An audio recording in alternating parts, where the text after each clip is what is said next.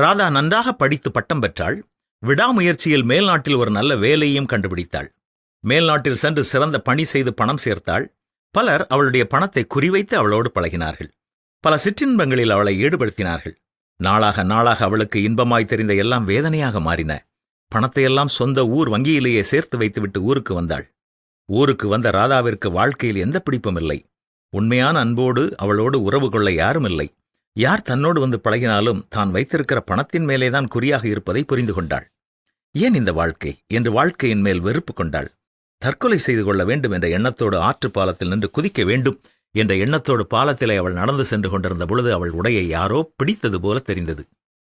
ஒரு ஏழையான பசி நிறைந்த ஒரு சிறுவன் நின்று கொண்டிருந்தான். துக்கம் தொண்டையை அடைத்தவனாக, எங்களுடைய குடும்பத்தில் 5 பேர் இருக்கிறோம், உணவு இல்லாமல் நாங்கள் செத்துக் கொண்டிருக்கிறோம் என்றான் அந்த சிறுவன். ஒரு நிமிடம் அந்த பெண் எண்ணி பார்த்தாள். இந்த ஏழை குடும்பத்தினுடைய பசியை நான் ஏன் நீக்கக்கூடாது? எனக்கு எல்லா வசதிகளும் இருக்கின்றன. நான் மரணம் அடைந்த பிறகு நான் இத்தனை காலம் கஷ்டப்பட்டு சேர்த்து வைத்த செல்வமெல்லாம் யார் கொண்டு போகப் போகிறார்களோ தெரியாது. ஆழமாய் சிந்தித்தாள். அந்த சிறுவனோடு அவன் வீட்டிற்குச் சென்றாள். அங்கே வறுமையிலும் தேவையிலும் நோயிலும் வாடிக்கொண்டிருந்த அந்த குடும்பத்தை பார்த்தாள். அவர்களுடைய தேவைகள் எல்லாவற்றையும் மனதில் குறித்து கொண்டு தன்னுடைய வீட்டிற்குச் சென்றாள்.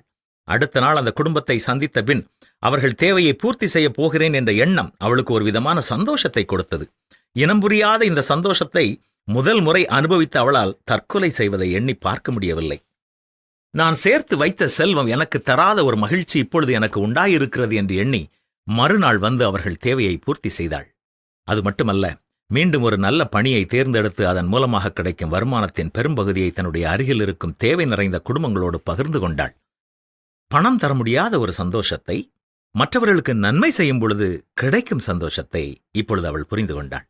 தொடர்ந்து வாழ்நாள் முழுவதும் இதை செய்ய வேண்டும் என்ற உறுதியோடு வாழ்க்கையிலே முன்னேறினாள். பணப்பிரியன் பணத்தினால் திருப்தி அடைவதில்லை, செல்வப்பிரியன் செல்வத்தினால் திருப்தி அடைவதில்லை என்பதுதான் பரிசுத்த வேதமும் கூறும் சத்தியம். மேலும் பண ஆசை எல்லா தீமைக்கும் வேறாக இருக்கிறது என்பதை நாம் புரிந்து கொள்வோமா?